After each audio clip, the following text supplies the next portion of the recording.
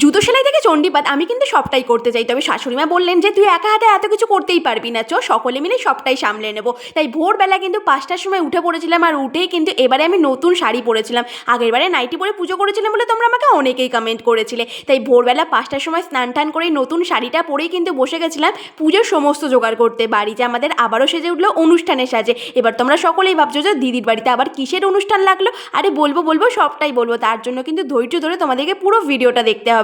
আর এই ভিডিওটা কিন্তু অনেক দিন আগের, তবে অনেক দিন হয়ে গেলে শেয়ার করাই হচ্ছিল না তোমাদের সাথে। তবে ভাবলাম তোমরা আমার নিজের ফ্যামিলি মেম্বার বলে কথা, দেরি যতই হোক ভিডিও যখন করে রেখেছি তোমাদের সাথে শেয়ার করবো না তা তো হতেই পারে না।